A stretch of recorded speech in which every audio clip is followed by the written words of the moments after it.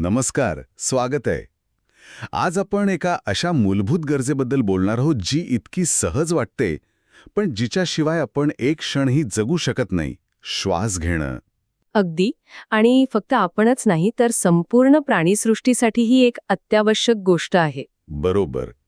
प्राण्यांच्या जगात वायूंची देवाणघेवाण म्हणजे ऑक्सिजन आत घेणं आणि कार्बन डायऑक्साईड बाहेर टाकणं हे एक मोठं आव्हान आहे, नाही का?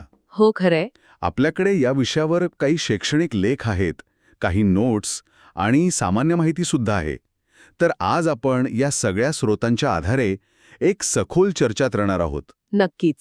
समजून घेऊया की निसर्गाने हे आव्हान कसं पेललंय आणि जगभरातले प्राणी श्वास घेण्यासाठी कोणत्या वेगवेगळ्या म्हणजे खरंच आश्चर्यकारक पद्धती वापरतात. अगदी खरं आहे. ही प्रक्रिया दिसायला सोपी वाटली तरी प्रत्येक सजीवासाठी जीवनावश्यक आहे आणि यामागे भौतिकशास्त्राचे अगदी साधे नियम काम करतात. अच्छा. पण निसर्गाने ते नियम वापरून ज्या विविध रचना तयार केल्यात ना, त्या खरंच थक्क करणाऱ्या आहेत. तर मग सुरू करूया. हो. आपण आज याच मूलभूत तत्वांपासून सुरुवात करून काही गुंतागुंतीच्या प्रणाल्यांपर्यंतचा प्रवास करणार आहोत. उत्तम. तर सुरुवात करूया अगदी मूलभूत प्रश्नाने. का? म्हणजे आपल्याला श्वास घ्यायची गरजच का आहे? बरोबर. याचं उत्तर पेशींच्या पातळीवर आहे. आपल्या शरीरातल्या प्रत्येक पेशीला ऊर्जा निर्माण करण्यासाठी ऑक्सिजन लागतो. आणि त्या ऊर्जा निर्मितीच्या प्रक्रियेत कार्बन डायऑक्साईड हा एक टाकाऊ वायू तयार होतो. ओके. मग हा ऑक्सिजन पेशींपर्यंत पोहोचवणं आणि तयार झालेला कार्बन डायऑक्साईड बाहेर टाकणं गरजेचं आहे. याच अदलाबदलीला आपण वायूंची देवाणघेवाण म्हणतो. आणि ही देवाणघेवाण होते कशी? मुख्यत्वे ही मुख्यत्वे विसरण म्हणजे डिफ्युजन नावाच्या एका भौतिक प्रक्रियेने होते. विसरण हा शब्द थोडा जड वाटतोय. सोप्या भाषेत काय? अगदी सोपं आहे. म्हणजे वायू नेहमी जास्त असलेल्या जागेकडून कमी असलेल्या जागेकडे आपोआप जातात. जास्त गर्दीतून कमी गर्दीकडे जाण्यासारखं. अच्छा. आणि या विसरणाचा वेग कशावर अवलंबून असतो हे सांगतो फिक्सचा नियम, फिक्स लॉ. फिक्सचा नियम. ओके. तो काय सांगतो? सोप्या भाषेत सांगायचं तर वायूंची देवाणघेवाण किती जलद होईल हे 3 मुख्य गोष्टींवर अवलंबून आहे. कोणत्या? एक म्हणजे किती मोठा पृष्ठभाग म्हणजे एरिया देवाणघेवाणीसाठी उपलब्ध आहे. त्याला ए म्हणूया. ठीक आहे. मोठा पृष्ठभाग. दुसरं, वायूच्या दाबातील फरक किती आहे म्हणजे दोन्ही बाजूंना प्रेशर डिफरन्स किती आहे, P2 वजा P1. दाबातील फरक. आणि तिसरं, वायूला किती अंतर पार करावं लागतंय म्हणजे डिस्टन्स, त्याला डी म्हणूया. अंतर म्हणजे ए, P2-P1 आणि डी. अगदी. जास्त पृष्ठभाग ए आणि दाबातील मोठा फरक असेल तर देवाणघेवाण जलद होते. आणि अंतर डी जेवढं कमी तेवढी देवाणघेवाण जलद. म्हणजे जास्त अंतर असेल तर विसरण हळू होतं. अच्छा. आणि हो, अजून एक महत्वाची गोष्ट, हे सगळं होण्यासाठी तो पृष्ठभाग ओलसर असणं गरजेचं आहे. वायू आधी त्या ओलाव्यात विरघळतात आणि मगच आरपार जातात. समजलं. आता हा दाबातील फरक जो तुम्ही म्हणालात तो थोडा आणखी समजावून सांगाल का? म्हणजे विशेषतः आंशिक दाब किंवा पार्शल प्रेशर काय असतं? नक्कीच. आपण जी हवा घेतो ती काही फक्त ऑक्सिजन नाहीये, ती वेगवेगळ्या वायूंचं मिश्रण आहे. बरोबर. हो. Nitrogen, oxygen, carbon dioxide. अगदी. तर या मिश्रणातला प्रत्येक वायू स्वतःचा असा एक स्वतंत्र दाब निर्माण करतो. त्यालाच त्या वायूचा आंशिक दाब म्हणतात. ओके. हवेत ऑक्सिजन असतो साधारण 21% आणि कार्बन डायऑक्साईड अगदी कमी, फक्त 0.04%. हो. त्यामुळे समुद्र सपाटीला जिथे हवेचा एकूण दाब जास्त असतो तिथे ऑक्सिजनचा आंशिक दाब पण जास्त असतो, साधारण 160 mmHg. आणि कार्बन डायऑक्साईडचा अगदी नगण्य 0.3 mmHg फक्त. बापरे, किती फरक आहे. हो ना. आणि वायू नेहमी स्वतःच्या जास्त आंशिक दाबाकडून कमी आंशिक दाबाकडेच वाहतात.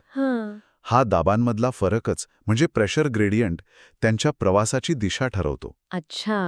म्हणूनच आपण उंच डोंगरावर गेलो की श्वास घ्यायला त्रास होतो, कारण तिथे हवेचा दाब कमी. त्यामुळे ऑक्सिजनचा आंशिक दाब पण कमी होतो आणि आपल्या फुफ्फुसांना हवा आणि रक्तामध्ये पुरेसा दाबाचा फरक मिळत नाही ऑक्सिजन आत घेण्यासाठी. समजलं. तर मग फिक्सच्या नियमाकडे परत येऊया. प्राण्यांना श्वास घेण्यासाठी पृष्ठभागाचं क्षेत्रफळ ए वाढवावं लागलं आणि विसरणाचं अंतर डी कमी करावं लागलं. निसर्गाने हे कसं साधलं? इथेच खरी मजा आहे, नाही का? अगदी. आणि याचे काही अफलातून मार्ग निसर्गाने शोधले आहेत. क्षेत्रफळ वाढवण्यासाठी बघा ना, आपल्या माणसांच्या फुफ्फुसांमध्ये काय असतं? अल्व्हिओली, त्या हवेच्या पिशव्या. बरोबर. सुमारे 30 कोटी अल्व्हिओली असतात. आणि या सगळ्यांचा पृष्ठभाग एकत्र केला ना, तर तो जवळजवळ 75 ते अगदी 145 चौरस मीटर एवढा मोठा होतो. म्हणजे विचार करा, अर्ध्या टेनिस कोर्ट एवढा. अरे वाह! माशांच्या कल्ल्यांमध्ये सुद्धा असंख्य पातळ पटले असतात, म्हणजे गिल्स, ज्यामुळे क्षेत्रफळ खूप वाढतं. सपाट कृमी तर स्वतःच चपटे असतात, त्यामुळे त्यांचं पृष्ठभाग आणि आकारमानाचं गुणोत्तरच जास्त असतं. आणि अंतर कमी करण्यासाठी? त्यासाठी या अल्व्हिओलीच्या किंवा कल्ल्यांच्या भिंती अत्यंत पातळ असतात, अनेकदा फक्त एका पेशीच्या जाडीच्या. फक्त एक पेशी? हो, म्हणजे ऑक्सिजनला रक्तात पोचायला अक्षरशः काही मायक्रोमीटर अंतरच कापावं लागतं. सस्तन प्राण्यांमध्ये तर हा रक्त हवा अडथळा फक्त 2.2 मायक्रोमीटर जाड असतो. अविश्वसनीय. पण दाबातील फरक कायम कसा ठेवला जातो? म्हणजे एकदा वायू दोन्ही बाजूंना सारखे झाले की विसरण थांबेल ना? बरोबर प्रश्न आहे. इथेच आपल्या रक्ताभिसरण संस्थेची म्हणजे सर्क्युलेटरी सिस्टमची भूमिका अत्यंत महत्वाची ठरते. ती कशी? आपलं रक्त सतत फिरत असतं, बरोबर? ते फुफ्फुसांकडे येतं तेव्हा त्यात ऑक्सिजन कमी असतो आणि कार्बन डायऑक्साईड जास्त असतो. हो. मग फुफ्फुसात ते ऑक्सिजन घेतं आणि कार्बन डायऑक्साईड सोडून देतं. आणि ऑक्सिजन घेतलेलं रक्त लगेच तिथून शरीराकडे निघून जातं आणि नवीन कमी ऑक्सिजनचं रक्त येतं. अच्छा, म्हणजे सतत एक रिफ्रेश होत राहतं. अगदी. यामुळे फुफ्फुसातल्या हवेत ऑक्सिजनचा दाब नेहमी रक्तापेक्षा जास्त राहतो आणि कार्बन डायऑक्साईडचा दाब नेहमी कमी राहतो. हा फरक सतत टिकून राहिल्यामुळे वायूंची देवाणघेवाण थांबत नाही, ती अविरत चालू राहते. मला आठवतंय तुम्ही मगाशी माशांच्या कल्ल्यांचा उल्लेख केलात. त्यात काउंटर करंट एक्सचेंज नावाची पद्धत असते जी खूप कार्यक्षम असते असं म्हणतात. ती काय आहे नक्की? हो, ती खरंच निसर्गाची एक भन्नाट कल्पना आहे. काउंटर करंट म्हणजे काय? विरुद्ध दिशेने प्रवाह. विरुद्ध दिशेने? हो. म्हणजे? माशांच्या कल्ल्यांमध्ये पाणी एका दिशेने वाहतं आणि त्या पाण्यातून ऑक्सिजन घेणारं रक्त त्याच्या अगदी विरुद्ध दिशेने वाहतं. ओके. त्याचा फायदा काय? फायदा असा की रक्त जसं कल्ल्यांमधून पुढे सरकतं तसतसं ते अधिकाधिक ऑक्सिजन असलेल्या पाण्याच्या संपर्कात येत राहतं, अगदी शेवटच्या टोकापर्यंत. त्यामुळे पाण्यात विरघळलेला ऑक्सिजन जो तसा कमीच असतो तो जास्तीत जास्त प्रभावीपणे रक्तात शोषला जातो. वा, म्हणजे पाणी आणि रक्त विरुद्ध दिशेने गेल्यामुळे ऑक्सिजन जास्त मिळतो. अगदी. याउलट जर पाणी आणि रक्त एकाच दिशेने गेले असते, को करंट, तर सुरुवातीला देवाणघेवाण फास्ट झाली असती, पण लवकरच दोन्हीकडच्या दाब सारखा झाला असता आणि देवाणघेवाण थांबली असती. काउंटर करंटमुळे ती शेवटपर्यंत चालू राहते. म्हणून मासे कमी ऑक्सिजनच्या पाण्यातही राहू शकतात. बरोबर. पक्ष्यांमध्ये क्रॉस करंट नावाची थोडी वेगळी पण तीही खूप कार्यक्षम पद्धत असते. त्यामानाने आपल्यासारख्या सस्तन प्राण्यांची फुफ्फुसं थोडी कमी कार्यक्षम मानली जातात. हे ऐकून आश्चर्य वाटतं की आपल्या फुफ्फुसांपेक्षाही जास्त कार्यक्षम रचना निसर्गात आहेत. मग प्राण्यांमध्ये या श्वसन रचनांमध्ये इतकी विविधता का आढळते? याचं कारण अगदी सोपं आहे. प्रत्येक सजीवाला त्याच्या गरजेनुसार श्वास घ्यावा लागतो. त्याची गरज कशावर अवलंबून असते तर त्याचा आकारमान, त्याची जीवनशैली, तो किती सक्रिय आहे आणि सगळ्यात महत्त्वाचं म्हणजे तो कोणत्या वातावरणात राहतो, पाण्यात की जमिनीवर, हवेत की बिळात. म्हणजे प्रत्येकाची गरज वेगळी म्हणून रचना पण वेगळी. अगदी. उदाहरणार्थ जे अगदी लहान जीव आहेत, म्हणजे 1 मिलीमीटरपेक्षा लहान, जसे की स्पंज किंवा चपटे कृमी, हो. त्यांच्या शरीराचा पृष्ठभाग त्यांच्या आकारमानाच्या मानाने खूप मोठा असतो. हो. त्यामुळे त्यांना वेगळ्या श्वसन अवयवाची गरजच नसते. त्यांच्या त्वचेतूनच थेट विसरण, डायरेक्ट डिफ्युजन, स्किन होऊन काम भागतं. अच्छा. मग गांडुळासारखे प्राणी किंवा बेडकासारखे उभयचर हो. ते त्वचेतून श्वसन करतात. पण त्यांची त्वचा ओलसर ठेवावी लागते आणि तिच्याखाली रक्तवाहिन्यांचं जाळं असतं. हो, बेडकाची त्वचा नेहमी ओलसर असते. बरोबर. मग पाण्यात राहणाऱ्या माशांसारख्या प्राण्यांना कल्ल्यांची गरज पडली, जे आपण बघितलं की काउंटर करंटमुळे खूप कार्यक्षम आहेत. आणि कीटकांचं काय? ती तर खूप वेगळे असतात. कीटकांनी तर कमालच केली आहे. त्यांनी एक पूर्णपणे वेगळी सिस्टम विकसित केली आहे, श्वासनलिकांचं जाळं. ट्रकिया. हो, या बारीक नळ्यांची एक विस्तृत अशी सिस्टीम असते जी त्यांच्या शरीराच्या बाजूला असलेल्या स्पायरॅकल्स नावाच्या छोट्या छिद्रांमधून हवा घेते आणि ती हवा थेट शरीरातल्या प्रत्येक उतीपर्यंत म्हणजे टिश्यूपर्यंत पोहोचवते. म्हणजे रक्ताची गरजच नाही वायू वाहून न्यायला. अजिबात नाही. ही सर्वात थेट पद्धत आहे. हवा थेट पेशींपर्यंत. भारीच आहे. आणि मग जमिनीवर राहणाऱ्या पृष्ठवंशीय प्राण्यांमध्ये मुख्यत्वे फुफ्फुसांचा विकास झाला. हे शरीराच्या आत असलेले अवयव आहेत जेणेकरून ते कोरडे पडू नयेत. फुफ्फुसांमध्ये पण विविधता आहे, नाही का? आपण म्हटल्याप्रमाणे बेडूक, सरडा, पक्षी, सस्तन प्राणी. हो, नक्कीच आहे. उभयचरांचं म्हणजे बेडूक वगैरे त्यांची फुफ्फुसं अगदी साधी असतात. ते मुख्यत्वे त्वचेवर अवलंबून असतात आणि हवा तोंडात भरून गिळल्यासारखी फुफ्फुसात ढकलतात. त्याला पॉझिटिव्ह प्रेशर ब्रीदिंग म्हणतात. अच्छा, हवा ढकलतात ते. हो, सरपटणाऱ्या प्राण्यांमध्ये सरेन रेप्टाइल्समध्ये फुफ्फुसं थोडी जास्त विकसित असतात आणि ते आपल्यासारखं छातीचा पिंजरा फुलवून हवा आत खेचतात, म्हणजे निगेटिव्ह प्रेशर ब्रीदिंग. कासवांमध्ये तर बरगड्या नसतात, त्यामुळे ते वेगळे स्नायू वापरतात. काही पाण्यात राहणारी कासवं तोंडाने किंवा क्लोएकामधून पाणी घेऊनही वायुविनिमय करतात. काय सांगताय? हो, आणि मगरींमध्ये तर हवेचा प्रवाह बऱ्यापैकी एकाच दिशेने असतो, पक्ष्यांसारखा. आणि पक्ष्यांची फुफ्फुसं? ती तर विशेषच म्हणतात. तुम्ही म्हणालात सर्वाधिक कार्यक्षम. हो, पृष्ठवंशीय प्राण्यांमध्ये पक्ष्यांची फुफ्फुसं खरंच अद्भुत आणि सर्वाधिक कार्यक्षम आहेत. त्यांच्यात फुफ्फुसांव्यतिरिक्त 9 हवेच्या पिशव्या असतात. ह्या पिशव्यांमुळे हवा फुफ्फुसांमधून एकाच दिशेने युनिडायरेक्शनल वाहते. एकाच दिशेने. त्याचा काय फायदा? याचा खूप मोठा फायदा आहे. आपल्या फुफ्फुसात हवा आत येते आणि त्याच मार्गाने बाहेर जाते. पण पक्ष्यांमध्ये हवा एका मार्गाने आत येऊन फुफ्फुसातून जाऊन पिशव्यांमध्ये साठते आणि मग दुसऱ्या मार्गाने बाहेर पडताना परत फुफ्फुसातून जाते. यामुळे होतं काय की श्वास आत घेताना आणि बाहेर सोडताना दोन्ही वेळी त्यांच्या फुफ्फुसात वायूंची देवाणघेवाण होते. अरे वा, म्हणजे डबल फायदा. अगदी. शिवाय त्यांच्यात क्रॉस करंट एक्सचेंज असतं, जे काउंटर करंट इतकं नसलं तरी आपल्यापेक्षा खूप कार्यक्षम आहे. यामुळेच पक्षी खूप जास्त उंचीवर, जिथे ऑक्सिजन खूप कमी असतो, तिथेही सहज उडू शकतात. कारण त्यांना प्रत्येक श्वासातून जास्तीत जास्त ऑक्सिजन मिळवता येतो. खरंच, किती अद्भुत रचना आहे. मग आपल्या सस्तन प्राण्यांचं काय? आपण निगेटिव्ह प्रेशरवाले. हो, आपण निगेटिव्ह प्रेशर ब्रीदिंग वापरतो. छातीचा पिंजरा आणि मध्यपटल डायफ्रॅम वापरून हवा आत खेचतो. आपल्यात ॲल्व्हिओली आहेत, ज्यामुळे पृष्ठभाग खूप मोठा मिळतो. पण एक मोठी समस्या आहे. काय? आपल्या श्वसन मार्गात म्हणजे नाक, घसा, श्वासनलिका इथे जी हवा राहते ती ॲल्व्हिओलीपर्यंत पोचत नाही. म्हणजे ती वायू देवाणघेवाणीत भाग घेत नाही. याला म्हणतात डेड स्पेस. डेड स्पेस म्हणजे वाया जाणारी जागा. तसंच काहीसं. ही जवळपास 150 मिलीलिटर हवा असते. म्हणजे प्रत्येक श्वासातली साधारण एका चहाच्या कपाएवढी हवा फक्त आत बाहेर करते, पण रक्तात ऑक्सिजन मिसळण्याच्या कामात येत नाही. अच्छा. त्यामुळे आपली पद्धत पक्षी किंवा माशांच्या तुलनेत कमी कार्यक्षम आहे. पण जमिनीवरच्या आपल्या जीवनासाठी ती पुरेशी आहे. आपल्या फुफ्फुसात नेहमी बरीच हवा शिल्लक राहते. फंक्शनल रेझिड्युअल कपॅसिटी FRC, जी एका पोर्टेबल वातावरणासारखं काम करते आणि रक्तातील वायूंची पातळी स्थिर ठेवते. ठीक आहे. आता आपण मानवीय श्वसन प्रणालीबद्दल बोलतोय, तर ती प्रक्रिया नेमकी चालते तरी कशी? श्वास आत घेणे आणि बाहेर टाकणे हे कसं होतं? श्वास आत घेणे म्हणजे इन्स्पिरेशन ही एक सक्रिय क्रिया आहे. म्हणजे त्यासाठी स्नायूंना काम करावं लागतं. कोणते स्नायू? मुख्य म्हणजे आपला मध्यपटल डायफ्राम. हा आपल्या छातीच्या पिंजऱ्याच्या खाली असलेला एक मोठा घुमटासारखा स्नायू आहे.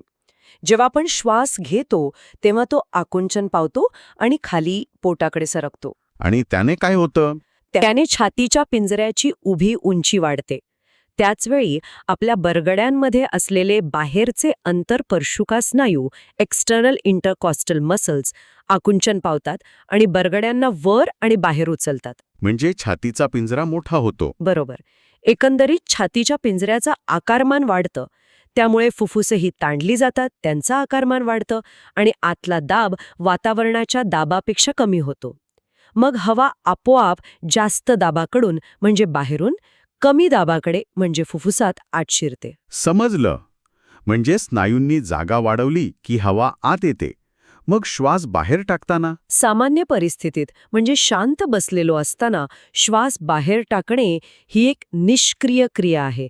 म्हणजे त्यासाठी स्नायूंना वेगळं काम करावं लागत नाही. निष्क्रिय म्हणजे कसं? जे स्नायू आकुंचन पावले होते, मध्यपटल आणि बाह्य अंतरपर्शुका स्नायू, ते आता शिथिल होतात, म्हणजे रिलॅक्स होतात. त्यामुळे छातीचा पिंजरा आणि फुफ्फुसं त्यांच्या मूळ स्थितीला परत येतात. अच्छा, म्हणजे जागा कमी होते? हो, आकारमान कमी झाल्यामुळे फुफ्फुसातला दाब वाढतो आणि हवा बाहेर ढकलली जाते. अगदी फुगा दाबल्यावर हवा बाहेर जाते तसं. पण आपण जोर लावून पण श्वास सोडू शकतो ना? हो, नक्कीच. तेव्हा मात्र ही क्रिया निष्क्रिय राहत नाही. तेव्हा पोटाचे स्नायू आणि बरगड्यांमधले आतले अंतरपर्शुका स्नायू, इंटरनल इंटरकॉस्टल्स, कामाला लागतात आणि ते छातीच्या पिंजऱ्याला आणखी दाबून हवा बाहेर काढायला मदत करतात. समजलं. तुम्ही म्हणालात की डॉक्टर फुफ्फुसांची क्षमता मोजण्यासाठी स्पायरोमीटर नावाचं उपकरण वापरतात. या क्षमतांबद्दल थोडं सांगाल का? म्हणजे टायडल व्हॉल्यूम वगैरे. ती सगळी नावं जरा कठीण वाटतात लक्षात ठेवायला. हो, आहेत बरीच नावं. पण आपण त्यातल्या मुख्य आणि सोप्या गोष्टी पाहूया. पहिला आहे tidal volume TV. Tidal volume. हो, म्हणजे आपण शांत बसलेलो असताना प्रत्येक सामान्य श्वासासोबत किती हवा आत घेतो आणि बाहेर टाकतो, हे साधारण अर्धा लिटर म्हणजे 500 मिलीलिटर असतं. ओके, अर्धा लिटर. मग आहे व्हायटल कपॅसिटी. याचा अर्थ आपण एकदा जोर लावून पूर्ण श्वास बाहेर टाकल्यानंतर जास्तीत जास्त किती हवा फुफ्फुसात भरू शकतो. ही आपल्या फुफ्फुसांच्या खऱ्या वापरण्यायोग्य क्षमतेचं एक महत्त्वाचं माप आहे. हे साधारण 4.5 लिटरच्या आसपास असतं. म्हणजे किती हवा आपण फिरवू शकतो. अगदी. मग आहे रेसिड्युअल व्हॉल्यूम म्हणजे आपण पूर्ण जोर लावून श्वास बाहेर टाकल्यानंतर सुद्धा जी हवा फुफ्फुसात शिल्लक राहते ती साधारण 1.1 ते 1.2 लिटर. म्हणजे फुफ्फुसं कधीच पूर्ण रिकामी होत नाहीत. कधीच नाही. आणि हे गरजेचं आहे, नाही तर ॲल्व्हिओली चिकटून जातील. ही रेसिड्युअल व्हॉल्यूम आणि आपण वापरू शकणारी व्हायटल कपॅसिटी मिळून होते फुफ्फुसांची एकूण क्षमता, टोटल लंग कॅपॅसिटी, TLC. आणि ती डेड स्पेस.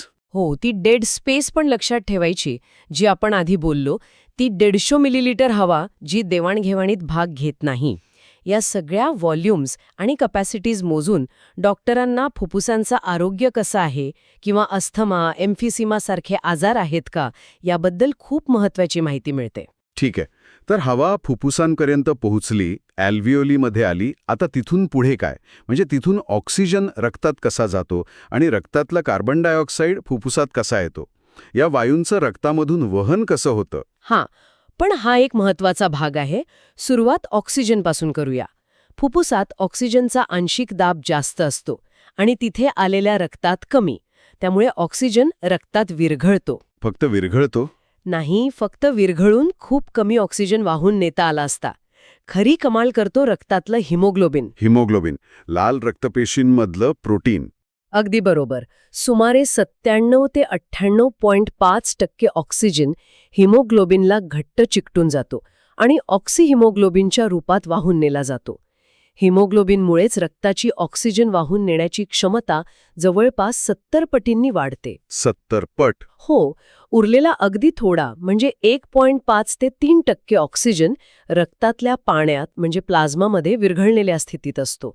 एका हिमोग्लोबिनच्या रेणूमध्ये लोहाचे 4 अणू असतात आणि प्रत्येक अणू एका ऑक्सिजनच्या रेणूला पकडू शकतो. अच्छा, म्हणजे एका हिमोग्लोबिन मागे 4 ऑक्सिजन. हो. आणि कार्बन डायऑक्साईडचं काय?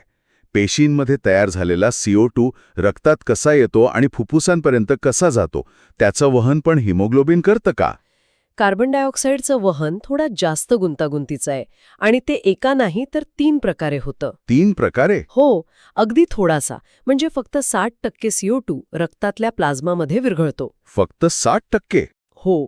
मग साधारण 20 ते 25% CO2 हिमोग्लोबिनला जोडला जातो. पण गंमत म्हणजे तो ऑक्सिजनच्या जागेवर नाही जोडला जात, तर हिमोग्लोबिनच्या प्रोटीन भागाला जोडला जातो. त्याला कार्ब अमिनो हिमोग्लोबिन म्हणतात.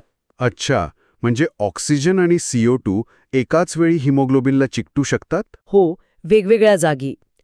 पण सर्वात मोठा वाटा म्हणजे उरलेला सुमारे 70 ते 85% कार्बन डायऑक्साईड हा एका वेगळ्याच रूपात वाहून नेला जातो. कोणता? तो बायकार्बोनेट आयनच्या रूपात रूपांतरित होऊन रक्तामधून वाहून नेला जातो. बायकार्बोनेट आयन हे कसं काय होतं?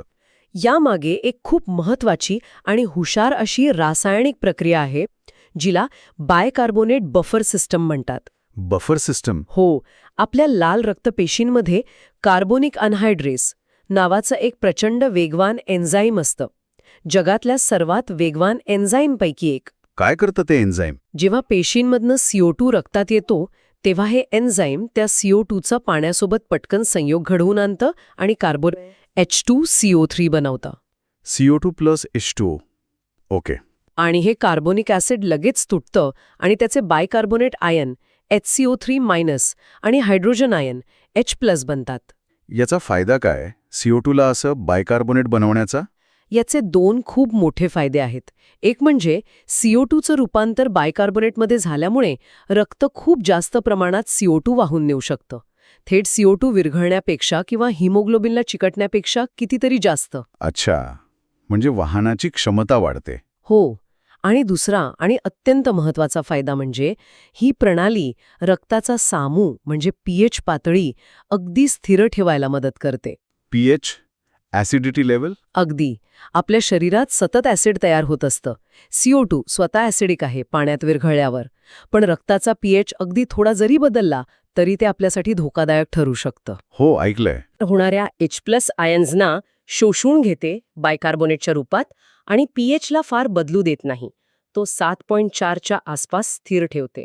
म्हणजे CO2 वहन पण करायचं आणि pH पण सांभाळायचा. बरोबर.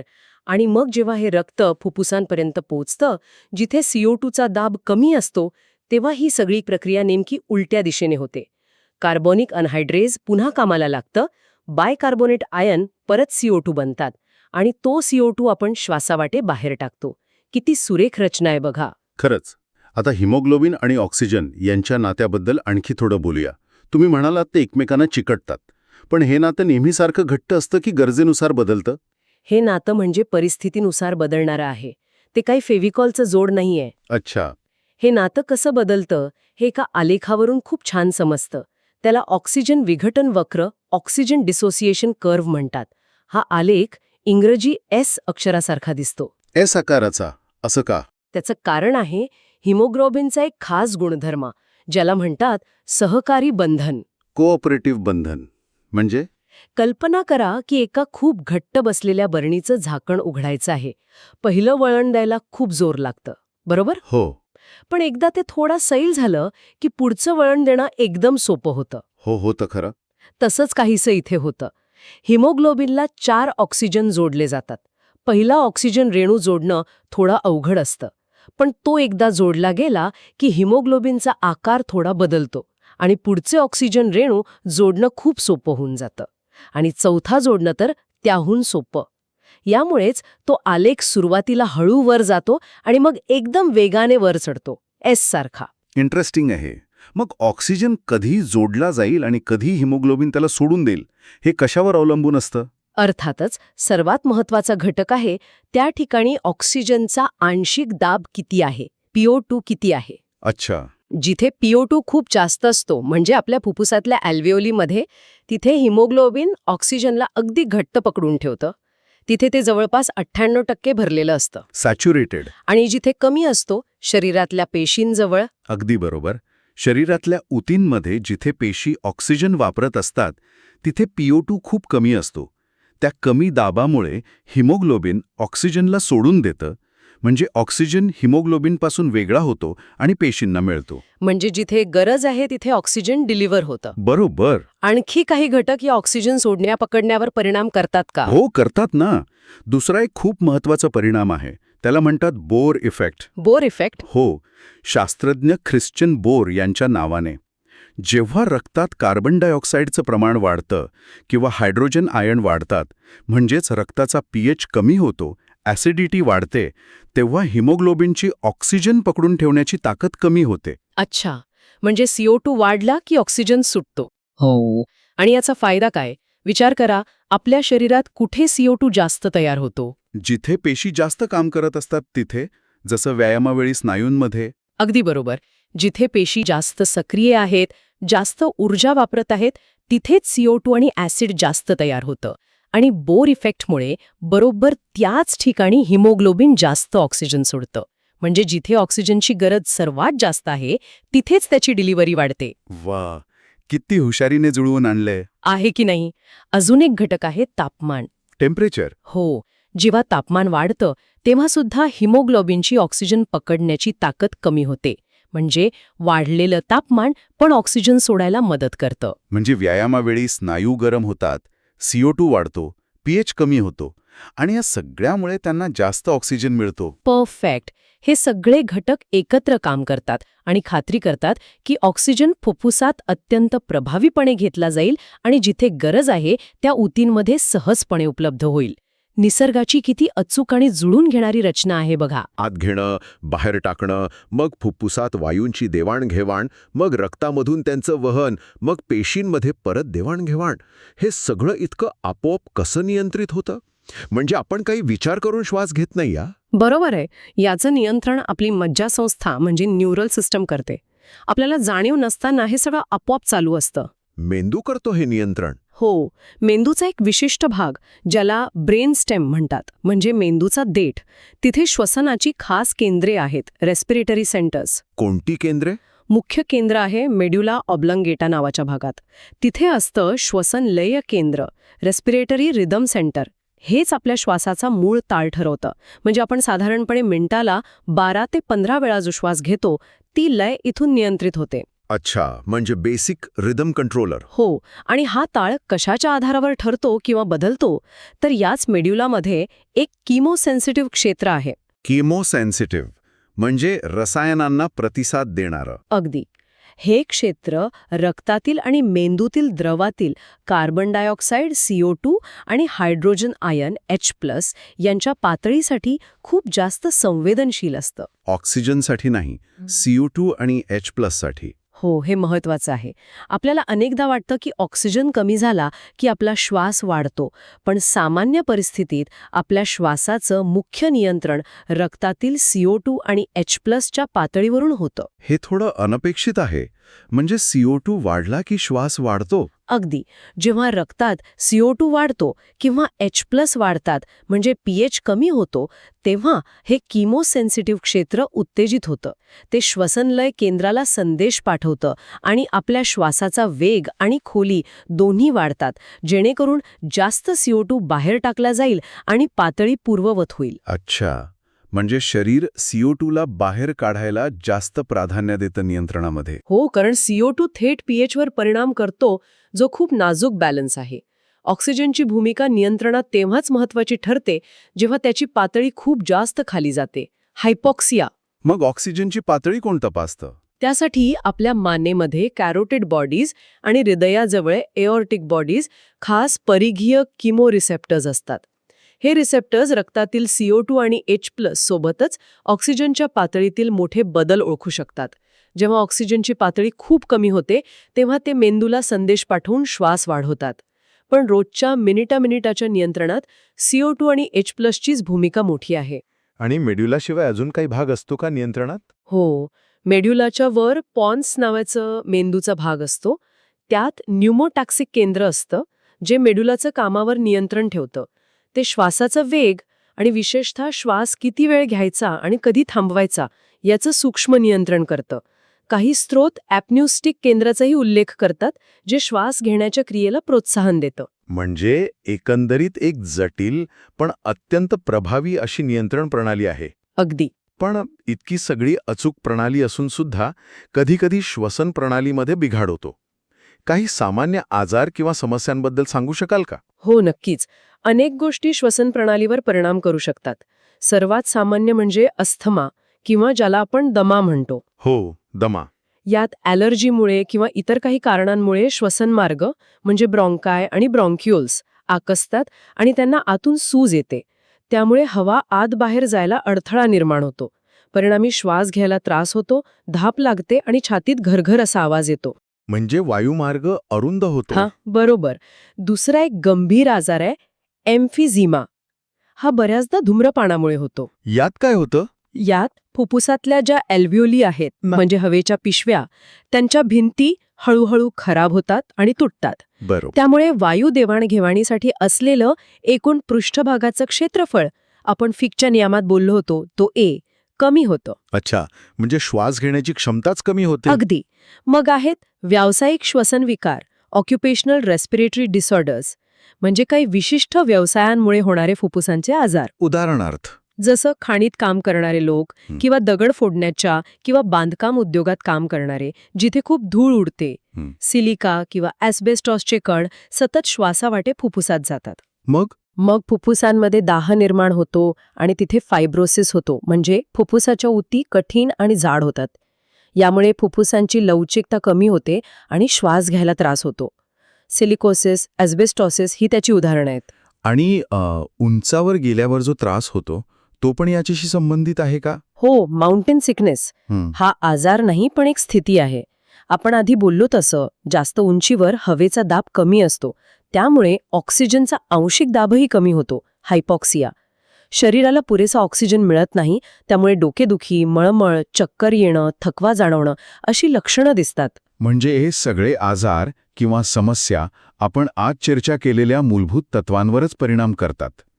कुणी वायुमार्गावर अस्थमा, कुणी पृष्ठभागावर एम्फिसिमा, कुणी उतींच्या कठीणपणावर फायब्रोसिस, तर कुणी थेट ऑक्सिजनच्या उपलब्धतेवर माउंटेन सिकनेस. अगदी बरोबर. या विकारांमुळे आपल्याला या श्वसन प्रणालीचं महत्त्व आणि तिची गुंतागुंत, तिचं नाजूक संतुलन आणखी स्पष्टपणे समजतं. मग आंशिक दाबाची संकल्पना आणि तिथून पुढे प्राण्यांच्या जगात डोकावून पाहिलं. हो, कशा वेगवेगळ्या गरजांनुसार आणि वेगवेगळ्या वातावरणात राहण्यासाठी निसर्गाने किती विविध आणि अद्भुत रचना तयार केल्या आहेत. बरोबर. साध्या त्वचेतून श्वसन करण्यापासून ते कीटकांच्या थेट नळ्या, माशांच्या कल्ल्यांमधलं ते काउंटर करंट एक्सचेंज आणि पक्ष्यांच्या फुफ्फुसांमधला तो एक दिशा प्रवाह आणि डबल देवाणघेवाण. आणि मग आपल्या सस्तन प्राण्यांची मोठी पण थोडी कमी कार्यक्षम डेड स्पेसवाली फुफ्फुसं. हो. आणि मग रक्तामधून वायूंचं वहन, ऑक्सिजनसाठी हिमोग्लोबिनची कमाल आणि कार्बन डायऑक्साईडसाठी ती बायकार्बोनेट बफर सिस्टीम, जी फक्त वहनच नाही तर पीएच पण सांभाळते. आणि शेवटी हे सगळं आपोआप कसं नियंत्रित होतं, ते मेंदूतलं नियंत्रण केंद्र, जिथे CO2ची भूमिका जास्त महत्वाची आहे. खरंच, हे सगळं ऐकल्यावर जाणवतं की ही श्वसन प्रणाली किती प्रभावी, किती गुंतागुंतीची आणि तरीही किती सुंदर आहे. ही केवळ जगण्यासाठीची एक गरज नाही, तर ती निसर्गाच्या अद्भुत अभियांत्रिकीचं एक उत्तम उदाहरण आहे. अगदी सहमत आहे. आणि जाता जाता एक विचार श्रोत्यांसाठी सोडून जाते. नक्की. आपण पाहिलं की वेगवेगळ्या प्राण्यांच्या श्वसन प्रणालींची कार्यक्षमता किती वेगवेगळी आहे. माशांचे कल्ले, पक्ष्यांची फुफ्फुसं, आपली फुफ्फुसं, प्रत्येकाची क्षमता वेगळी आहे. आपण हेही पाहिलं की रक्तातील कार्बन डायऑक्साईडची पातळी केवळ वायुवहनासाठीच नाही, तर रक्ताचा pH संतुलित ठेवण्यासाठीही किती महत्वाची आहे, विशेषतः त्या बायकार्बोनेट बफर सिस्टममुळे. हो. आता विचार करा, सध्या जगात जे मोठे वातावरणीय बदल होत आहेत, जसं हवेतील कार्बन डायऑक्साईडचं प्रमाण वाढतंय किंवा समुद्राच्या पाण्याची आम्लता वाढतीये, ओशन ॲसिडिफिकेशन, याचा परिणाम या वेगवेगळ्या अत्यंत नाजूकपणे संतुलित असलेल्या श्वसन प्रणालींवर आणि पर्यायाने त्या जीवांच्या अस्तित्वावर भविष्यात काय आणि कसा होऊ शकतो. हा खरंच विचार करण्यासारखा प्रश्न आहे.